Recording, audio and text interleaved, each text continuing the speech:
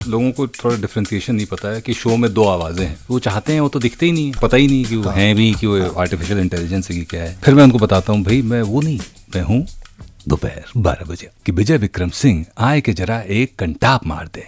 जबरदस्त। जाने के लिए बहुत हिम्मत चाहिए। आप इमोशनली नंगे हो रहे हो, उसके लिए बहुत करेज चाहिए या डेस्परेशन चाहिए। ये ख्याल ही मेरे लिए बहुत डराने वाला है कि मुझे लोग जज कर रहे हैं। सर मैं आपका नाम नहीं ले सकता सर। आप इकलौते ऐसे हमारे आर्टिस्ट हैं जो अपना खुद परिचय अपनी आवाज में देंगे। सुबह 9 बजे रेडियो सिटी के बॉस ने विजय विक्रम सिंह को आदेश दिया कि वो सलिल आचार्य के साथ में अपना इंटरव्यू दें। अरे विजय विक्रम सिंह, एक ऐसी आवाज जो ना चाहते हुए भी हर एक घर के अंदर पहुंच जाती है। I am a huge fan of the people that watch Bigg Boss. Sometimes I am not such a great fan of the show. मुझे ऐसा लगता है कि कैसे लोगों की नसें नहीं फट जाती हैं। But brother, thank you so much यहाँ पे आने के लिए। आपकी मूंछों से लेकर आपकी जो चश्मे हैं से लेकर आपकी आवाज एकदम परफेक्ट है। जो आपका ओरिजिनल बैकग्राउंड शायद हो सकता था आर्मी वाला। मैं आर्मी बैकग्राउंड से हूं तो मेरे को पता है कि एक आर्मी ब्रैट अगर बन सकता था, you are the perfect example of that. So बहुत बहुत शुक्रिया हमें स्टूडियो में मिलने के लिए। अरे थैंक यू सो मच। आज 14-15 साल लगे लेकिन पहुंच गए सलिल के शो में। देखिए ऐसा है कि it's all about experience and aids. But I got some bits and pieces, you know. एक शायद आप इकलौते पहले आर्टिस्ट आए हमारे स्टूडियो में जहां मेरे गार्ड से लेकर, मेरे ड्राइवर से लेकर, मेरे सारे आर्टिस्ट से लेकर सबके पास कुछ ना कुछ टिप्पणी है। You see, you they like artist, they don't like artist, actors. लेकिन आपको सब देखते हैं, सब सुनते हैं। तो how do you feel when people say hello to you? कुछ देर के बाद आप क्या कभी वो आवाज निकालते हो, अच्छा मैं वो हूं? ये तो बहुत ज्यादा होता है, लोग सुनना चाहते हैं जी। और दूसरा मुझे वो आवाज़ इसलिए भी निकालनी पड़ती है कि लोगों को थोड़ा डिफ्रेंसिएशन नहीं पता है कि शो में दो आवाज़ें हैं। अच्छा। लोगों को लगता है कि वो जो चाहते हैं, वो चाहते हैं, वो तो दिखते ही नहीं है। जो चाहते हैं वो दिखते ही नहीं है, वो पता ही नहीं कि वो हैं भी, कि वो आर्टिफिशियल इंटेलिजेंस की क्या है। तो मैं उनको लोगों ने ये भी सोचा है? हाँ, लोगों ने बहुत कुछ सोचा हुआ है। अच्छा। और तो फिर मैं उनको बताता हूँ, भाई मैं वो नहीं, मैं हूँ दोपहर 12 बजे। अरे तो फेमिलियरिटी आ जाती है। और आजकल तो रील्स भी बनने लगी हैं। Of course. प्लस कई बार डिसबिलीफ होता है लोगों को कि ऐसा हो ही नहीं सकता कि वो जो आवाज़ निकालता है वो आदमी यहाँ कहीं हो। तो एक बार just to prove yourself, which is sometimes irritating. नहीं, ऐसे आरजे क्या होता है ना, एक बार वो आरजे वाली आवाज निकाली ना अपना, हैपेंस हर बार हमारे साथ है। मैंने कहा नहीं भाई, नहीं मतलब वो वाली कीजिए ना, ये ऐसे बात ऐसे नहीं चाहिए। बट यू नो ये voice actors all over the world, you know, and when I say voice actors, we are all voice actors. चाहे हम रेडियो जॉकीज हो, चाहे वो आर्टिस्ट हो, व्हाटएवर। बहुत समय के लिए सिंगर्स के साथ भी ये प्रॉब्लम होती थी जब इन्होंने फिर म्यूजिक वीडियोस में दे स्टार्टेड फीचरिंग, क्योंकि लोग आवाज पहचानते थे, शक्ल नहीं जानते थे बहुत सालों तक। जब आप एक आर्टिस्ट बन रहे थे, you had a very different world that you came from. आप आर्मी में जाना चाहते थे, फिर आपकी, you can say this is Vijay Vikram Singh 2.0। आपकी बहुत इंस्पिरेशनल स्टोरी है। और उसकी एक हल्की सी एक संक्षेप में अगर आप बता सकें, you know, how your life changed because not of circumstances of opportunity, because of problems that happened in your life, physical problem, जो भी प्रॉब्लम आपकी लाइफ में हुई, कैसे आपने अपने आप को उठाया? कहना बड़ा आसान होता है कि एक दिन मैंने बस डिसाइड कर लिया। इस सिगरेट छोड़ने वाली बात नहीं है, ये जानलेवा प्रॉब्लम हो सकती थी। उसके बाद how did you not fall back into depression, into bad world of, you know, negative vibes? ये कैसे हुआ? वो जो 6-7 साल डिप्रेशन और अल्कोहलिज्म का फेज गया जी, उसमें सबसे बड़ी प्रॉब्लम ये थी कि I could not see anything positive. सब कुछ मेरे आसपास, जब आप मानसिक रूप से नेगेटिव हो जाते हो तो आपको अपने आसपास अपॉर्चुनिटीज दिखना बंद हो जाती हैं और सब कुछ नेगेटिव आपको दिखाई देने लगता है। आई बिकेम ऑलमोस्ट सुसाइडल, इसीलिए मैं इतनी शराब पी रहा था। वो जो ट्रांसफॉर्मेशन आया, वो भी जो अंग्रेजी में शब्द होता है सेरेंडिपिटी, की हो गया। वो ट्रांसफॉर्मेशन भी गर्त में जाकर हुआ, जहाँ पर I almost died. I was in the hospital for 35 days. I was in intensive critical care unit because of my alcoholism, nothing else. जी।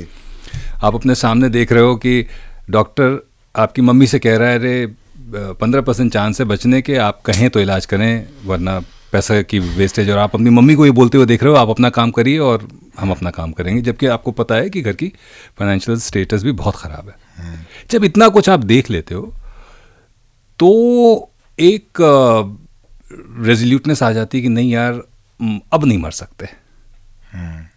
और जब वो स्ट्रगल, फिर वो स्ट्रगल की शुरुआत थी जी, फिर और 20-25 दिन डायलिसिस, ये वो, ऑलमोस्ट डाइड वाली स्टेट आ गई कि डॉक्टर ने कहा नहीं अब तो नहीं बच सकता। उस सब से आप जब आप गुजर जाते हो और फिर पैरों पे खड़े होते हो तो कहीं ना कहीं एक गिल्ट होता है आपके अंदर, पर आपके अंदर एक पॉजिटिविटी भी आती है कि जो कुछ हो गया दैट इज पास्ट। अब मेरे हाथ में ही है कि जो मेरी वजह से प्रॉब्लम्स आई हैं, जो मेरी वजह से लोगों ने परेशानियां झेली हैं, I have to reverse it. तो और वो एक मोमेंट था जब 20वें-22वें दिन मेरा कुछ हालत में सुधार मेरी होने लगा और डॉक्टर ने कहा कि इसको थोड़ा सा चलाइए। तो 20-25 दिन बाद पहली बार मैं बेड से उतरा और मुझे खिड़की तक लेके गए। That was the first time I saw sunlight in around 20-25 days and I remember that. वो मेरे सामने ऐसा लग रहा है आज भी घट रहा है, it's happening right in front of me कि वो सूरज। और मैं कहा यार ये तो बहुत पॉजिटिव है, मैं क्यों इस नेगेटिविटी में पड़ा हुआ था, क्या हो रहा था मेरी लाइफ में बुरा। सिर्फ एक फ़ौज में मैं नहीं जा पाया, पर उसके बाद भी मैंने कैट में एक स्कोर मुझे मिला। मैं MBA कर रहा था while I was into alcoholism, मेरा MBA भी चालू था। कैंपस प्लेसमेंट उस समय बहुत बुरा होता था, आई एम टॉकिंग अबाउट 2003-2004। 6 लोगों को कैंपस प्लेसमेंट हुआ, उसमें एक मैं भी था। वाह। उसके बावजूद, क्योंकि मेंटल ब्लॉक था, क्योंकि दिमाग में नेगेटिविटी भरी हुई थी मुझे फिर भी पॉजिटिव चीज़ें दिख ही नहीं रही थी। तो वो जो एक होता है ना, कभी कभी आप No, you get stuck in a rut. हाँ, और गिर के ही सीखते हो, चोट खा के ही सीखते हो। मेरी परेशानी का सबब ये था, अगर एक लाइन में बोलना हो तो the inability to handle failure. और इसीलिए आज मैं फेलियर की इंपॉर्टेंस पे जगह जगह जाकर बात करता हूँ कि भैया जीवन में एक ही चीज कांस्टेंट रहेगी, वो है असफलता। बिल्कुल। कभी आपको अगर मौका मिले एज अ कॉन्टेस्टेंट जाने का और अपनी ये नरेटर वाली आवाज त्यागने का, आप करेंगे? उस घर में जाने के लिए बहुत हिम्मत चाहिए। हाँ, क्योंकि you are bearing yourself. Yes. आप इमोशनली नंगे हो रहे हो, सॉरी टू सेड वर्ड। जी। उसके लिए बहुत करेज चाहिए या डेस्परेशन चाहिए। मेरी लाइफ में दोनों ही नहीं है। मैं करेज बिल्कुल भी नहीं, मैं ये ख्याल ही मेरे लिए बहुत डराने वाला है कि मुझे लोग जज कर रहे हैं। तो मैं नहीं चाहता। And you have no control over what you are saying narrative. बिल्कुल। बेशक आप A to Z सुना दें, लेकिन वो सिर्फ PQR सुना दे, एक्चुअली दिखा दे। वो आप छोड़ भी दीजिए, पर अंदर जाने के बाद एक्चुअली आपको कोई कंट्रोल नहीं रहता। इमोशनली आप इतने छुट्टा सांड हो जाते हो छुट्टा कि देखिए, निदा फाजली साहब ने कहा है कि हर आदमी में होते हैं 10-20 आदमी जिससे भी मिलना हो कई बार मिलना। ठीक है, मैं नहीं चाहूंगा कि मेरे वो 10-20 आदमी एक ही बार में लोग देख लें। तो आपकी ये जो हिंदी है ये कैसी है? ऑलवेज ऐसी थी? ऑलवेज ऐसी थी। उसका सबसे बड़ा कारण है एक तो परवरिश जी। कानपुर में मैं पला बड़ा हूँ, हालांकि कानपुर में ऐसी भाषा नहीं बोली जाती। कानपुर में बोले भैया कौन हो है, कहाँ से आए हो बे? हाँ। तो ये एक बार बिग बॉस नरेटर मारो ना एक कानपुरिया में। अच्छा। सुबह 9 बजे रेडियो सिटी के बॉस कहें कि विजय विक्रम सिंह आए के जरा एक कंटाप मार दे। जबरदस्त। तो कानपुर में इस तरह की भाषा बोली जाती है, लेकिन हमारे ग्रैंडफादर का हमारी परवरिश में बहुत बड़ा हाथ रहा है। वो पढ़ाते वही थे और कंट्रोल उन्हीं का था जी। तो भाषा उनके लिए बड़ा महत्व रखती थी। वो चाहते थे कि बच्चों की भाषा शुद्ध हो जी। तो हिंदी में हम लोग बात करते थे और अंग्रेजी भी जो बोलते थे बहुत ही ब्रिटिशर टाइप। अच्छा। ग्रामर करेक्ट होनी चाहिए जी। वो एप्लीकेशन, लीव एप्लीकेशन भी स्कूल लिखते थे तो माई वार्ड इज इंडिस्पोज्ड। इंडिस्पोज का मतलब इसीलिए कि बच्चा आ नहीं रहा है, लेकिन इंडिस्पोज मतलब आने के लिए नहीं, मतलब सिचुएशन में नहीं है। ये सिर्फ मिलिट्री वाले लोग लिखते हैं। यस। तो वो एक बहुत बड़ा फैक्टर रहा। दूसरा फैक्टर रहा द एक्सपोजर टू लिटरेचर जी। बहुत छोटी उम्र में मैं हरिवंश राय बच्चन, अरे बाबा, मधुशाला जो है हमारी ताई जी, हमारे घर में टेप रिकॉर्ड नहीं होता था, ताई जी के यहाँ था जी। उनके पास मधुशाला की CD कैसेट हुआ करता था और वो मन्ना डे ने जो गाई है वो सुनना शुरू किया आई थिंक 8th या 9th में, और वो बड़ी अपील करी, पता नहीं क्यों। 11th-12th में शायद इश्क हो गया और गालिब जगजीत सिंह साहब का गालिब सुनने लगे।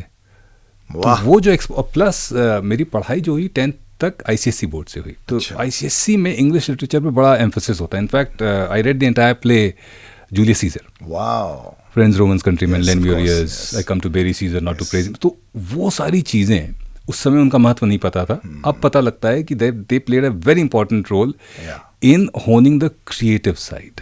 आखिरी सवाल इस सेगमेंट का, वॉइस हम सबकी रोजी रोटी है।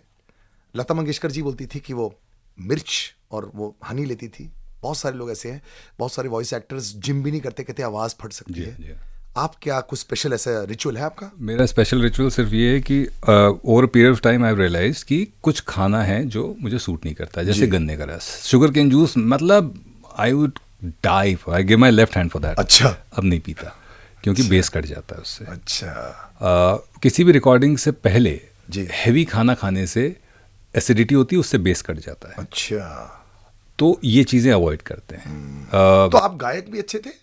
बहुत बुरा। अच्छा, ये अक्सर लोगों की गलतफहमी होती है ना, जो अच्छा बोलते हो गाते भी अच्छा है। इनफैक्ट जब पहली बार किसी ने मुझसे कहा कि आपकी आवाज़ अच्छी है, तो मैंने कहा था नहीं, मैं गा नहीं पाता हूँ। तब उन्होंने बताया था नहीं भैया, आवाज़ के साथ ये भी किया जाता है जी। तो अच्छा। मैं बिल्कुल नहीं गा सकता। बट आपके डिफरेंट अवतार्स भी आप देखने वाले हैं। Before we wrap this up, अब फिल्मों में, टीवी पर, ओटीटी पर काफ़ी दिखने लग गए हो।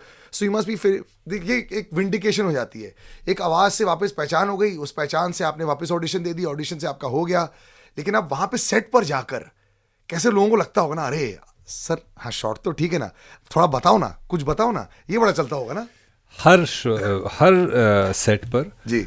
हर वो सीरीज़ या फिल्म जो मैंने करी है, वहाँ पर जो आइस ब्रेकिंग होती है वो यही होती है, और मेरे लिए बहुत काम करती है ये चीज़, क्योंकि एज एन एक्टर जब आप पहले दिन सेट पे जाते हो तो नर्व्स होते हैं। हाँ।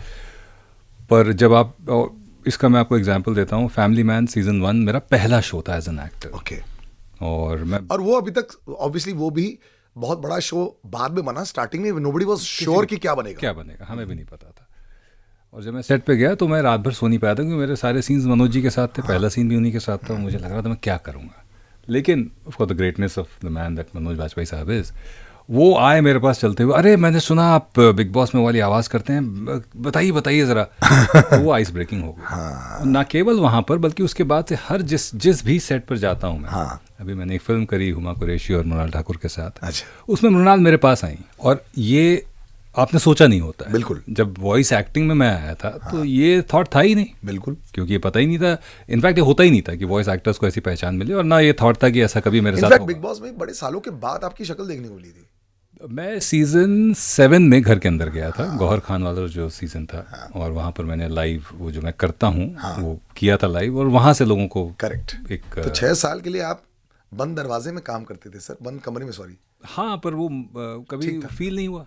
रियली अप्रिशिएट द टाइम जो आपने निकाला है। देखो उनका शेड्यूल इतना पैक्ड है, मैं समझा नहीं सकता हूँ, बट एक्चुअली उस शेड्यूल में से कलेजा काट के हमारे लिए यहाँ पे आ गए हैं, इसके लिए मैं शुक्रगुजार हूँ। Thank you so much sir. Anything for you, thank you so much. Radio